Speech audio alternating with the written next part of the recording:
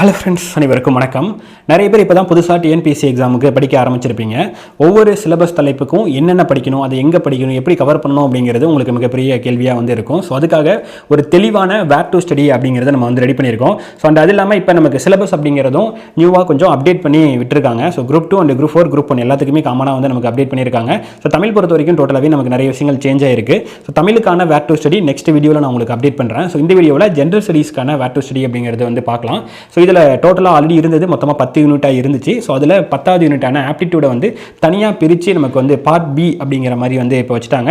மீதி இருந்த 9 யூனிட்ஸில் current affairs அப்படிங்கிறத ரிமூவ் பண்ணிவிட்டு சப்ஜெக்ட் பேஸ்டாக கரண்ட் அஃபேர்ஸ் கேட்குற மாதிரி ஒவ்வொரு தலைப்பு ஒவ்வொரு சப்ஜெக்ட்டுக்கும் கீழேயுமே நமக்கு கரண்ட் அஃபேர்ஸ் அப்படிங்கிற தலைப்பு நமக்கு ஆட் பண்ணியிருக்காங்க. சரிங்களா? அது இல்லாமல் ரெண்டு சப்ஜெக்டை மெர்ஜ் பண்ணியிருக்காங்க.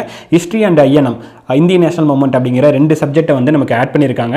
அண்ட் அது இல்லாமல் நமக்கு யூனிட் 9 அப்படிங்கிறது முதல்ல இருந்துச்சு. இப்போ தமிழ்நாடு அட்மினிஸ்ட்ரேஷன் அப்படிங்கிற யூனிட்டாக இருக்குது. ஸோ அந்த யூனிட்டை எக்கனாமிக்ஸ் கூட ஆட் பண்ணியிருக்காங்க. ஸோ இப்போ கரண்ட்லி இருக்கிறது 6 யூனிட். ஸோ அந்த 6 யூனிட்க்கு என்னென்ன படிக்கணும் அப்படிங்கிறதுக்கான ஒரு தெளிவான வேர் டு ஸ்டடி அப்படிங்கிறது ரெடி பண்ணியிருக்கோம். ஆல்ரெடி ரெடி பண்ண விஷயங்கள் தான். அதில் என்னென்னலாம் அப்டேஷன் இருக்கோ அதெல்லாமே அப்டேட் பண்ணி இன்னும் தெளிவாக ஃபைன் டியூனாக ஒரு வேர் டு ஸ்டடி அப்படிங்கிறது ரெடி பண்ணியிருக்கோம். ஸோ இது டிஸ்கிரிப்ஷனில் இருக்குது, நீங்கள் டவுன்லோட் பண்ணி அதை நீங்கள் யூஸ் பண்ணிக்கலாம். ஸோ அதுக்கு முன்னாடி இந்த வீடியோவில் சொல்லக்கூடிய விஷயங்கள் அது எப்படி நான் போட்டிருக்கேன், அதில் இருக்க மென்ஷன் பண்ணியிருக்க ஒவ்வொரு விஷயமும் எப்படி கொடுத்துருக்கேன் அப்படிங்கிறத சொல்கிறேன். ஸோ அதை கேட்டுட்டு அதுக்கேற்ற மாதிரி நீங்கள் அதை யூஸ் பண்ணிக்கோங்க. சரிங்களா? ஸோ அதே மாதிரி இந்த தலைப்பு பொறுத்த வரைக்கும் ஃபஸ்ட் யூனிட். ஸோ அதுக்கு பக்கத்துலேயே அதோடைய கொஸ்டின் நம்பர் ஆஃப் கொஸ்டின் எவ்வளோ கேட்பாங்க அப்படிங்கிறத மென்ஷன் பண்ணியிருப்போம். அண்ட் ஒவ்வொரு சிலபஸ் தலைப்புக்கும் என்னென்ன படிக்கணும் அப்படிங்கிறது பார்த்தீங்க அப்படின்னா ஃபஸ்ட்டு உங்களுக்கு சிலபஸ் தலைப்புமே உங்களுக்கு தமிழ் அண்ட் இங்கிலீஷ் ரெண்டுத்துலையுமே இருக்கும். அண்ட் என்ன படிக்கணும் அப்படிங்கிறத இங்கே ஃபஸ்ட்டு பார்த்தீங்க அப்படின்னா தமிழ் மீடியத்துக்கு மென்ஷன் பண்ணியிருப்போம். அண்ட் ரெண்டாவதாக பார்த்தீங்க அப்படின்னா இங்கிலீஷ் மீடியத்துக்கு மென்ஷன் பண்ணியிருப்போம். சரிங்களா? ஸோ வித் என்ன ஸ்டாண்டர்டு என்ன லெசன் அப்படிங்கிறதோட மென்ஷன் பண்ணியிருப்போம். சில இடங்களில் பார்த்தீங்க அப்படின்னா பேஜ் நம்பரோட மென்ஷன் பண்ணியிருப்போம். சில இடங்களில் பார்த்தீங்க அப்படின்னா உங்களுக்கு அந்த யூனிட் நம்பர் அப்படிங்கிறது மென்ஷன் பண்ணியிருப்போம். பேஜ் நம்பர் பார்த்தீங்கன்னா ஒவ்வொரு எடிஷனுக்கும் சேஞ்ச் ஆகும். ஆனால் யூனிட் நம்பர் சேஞ்ச் ஆகுது. அதனால அந்த யூனிட் நம்பர் அப்படிங்கிறது மென்ஷன் பண்ணியிருப்போம். அதாவது இப்போ 10th லெசனில் 10.5 to 10.8னா அந்த யூனிட்ஸ் மட்டும் அதுக்குள்ளே இருக்கக்கூடிய அந்த சப் டாபிக்ஸ் மட்டும் நீங்கள் அதுக்கு கவர் பண்ணீங்க அப்படின்னா போதும் அப்படிங்கிறது அதோடைய அர்த்தம். அண்ட் அதே மாதிரி சில இடங்களில் அதே மாதிரி தான் மேக்ஸிமம் இடங்களில் அந்த யூனிட் நம்பர் அப்படிங்கிறது தெளிவாக மென்ஷன் பண்ணியிருப்போம். ஸோ அது மட்டும் நீங்கள் படிச்சிங்க அப்படின்னாலே போதுமானது. ஸோ சயின்ஸ் பொறுத்த வரைக்கும் இப்போ நமக்கு சிலபஸ் ரொம்ப அதிகமான சிலபஸ், ஆனால் கேட்குறது 5 கேள்விகள் தான். ஸோ இதை நம்ம கடைசி ப்ரிஃபரன்ஸாக நம்ம வச்சுக்கலாம். சரிங்களா? மீதி இருக்கிற ஒவ்வொரு தலைப்புக்குமே ஒவ்வொரு சிலபஸ் டாப்பிக்கும் இங்கெல்லாம் படிக்கணும் அப்படிங்கிறத தெளிவாக மென்ஷன் பண்ணியிருப்போம்.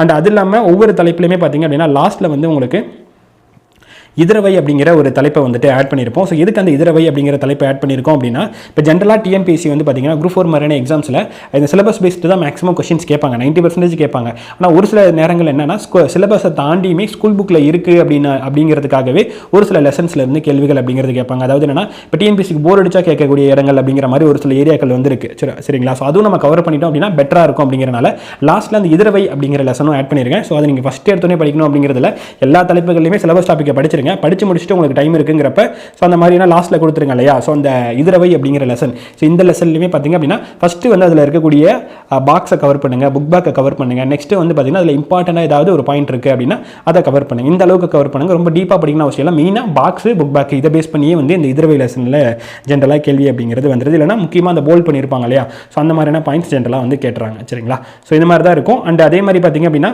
ஒவ்வொரு யூனிட்லையும் பார்த்தீங்க அப்படின்னா ஸோ இப்போ இந்த யூனிட் மெர்ஜ் பண்ணியிருக்காங்க இல்லையா? நான் சொன்னேன் இல்லையா? எக்கனாமிக்ஸ் அண்ட் தமிழ்நாடு அட்மினிஸ்ட்ரேஷன் ரெண்டுத்துக்கும் இருக்குது அப்படின்னா ஸ்டார்டிங்கில் உங்களுக்கு எக்கனாமிக்ஸ்க்கானது இருக்கும். அண்ட் அதுக்கு அடுத்தது உங்களுக்கு தமிழ்நாடு அட்மினிஸ்ட்ரேஷனுக்கானது இருக்கும். சரிங்களா? ஸோ அதே மாதிரி இங்கே எஸ்எம் மெட்டீரியல் அப்படிங்கிறது அங்கங்கே மென்ஷன் பண்ணியிருப்போம் இல்லையா? ஸோ அந்த டாபிக் எல்லாமே ஸ்கூல் புக்கில் உங்களுக்கு கவர் ஆகாது. ஸ்கூல் புக்கில் கவர் ஆகிறதுக்கு எல்லாமே எங்கெங்கே கவர் ஆகுதுங்கிறது தெளிவாக கொடுத்துருப்போம்.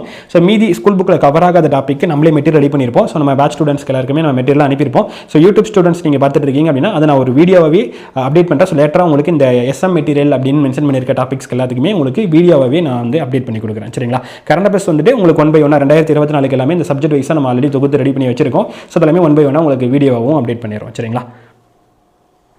இப்போ நெக்ஸ்ட் இந்த லாஸ்ட்டில் தமிழ்நாடு ஹிஸ்ட்ரி அப்படிங்கிற ஒரு தலைப்பு இருக்கும். ஸோ அந்த தலைப்பில் பார்த்திங்க அப்படின்னா தமிழ்நாடு ஹிஸ்ட்ரி அண்ட் அட்மினிஸ்ட்ரேஷன் அப்படிங்கிறது காமன் டாப்பிக்ங்கிறத மென்ஷன் பண்ணியிருப்பேன். ஸோ அது என்ன அப்படின்னா இப்போ யூனிட் 9 அதாவது தமிழ்நாடு அட்மினிஸ்ட்ரேஷன் அப்படிங்கிற தலைப்பு இருக்கு இல்லையா? அந்த தலைப்புலையும் வரக்கூடிய தலைப்பு ப்ளஸ் தமிழ்நாடு ஹிஸ்ட்ரி அப்படிங்கிறதுலையும் வரக்கூடிய தலைப்புன்னு காமனான சில தலைப்புகள் இருக்குது.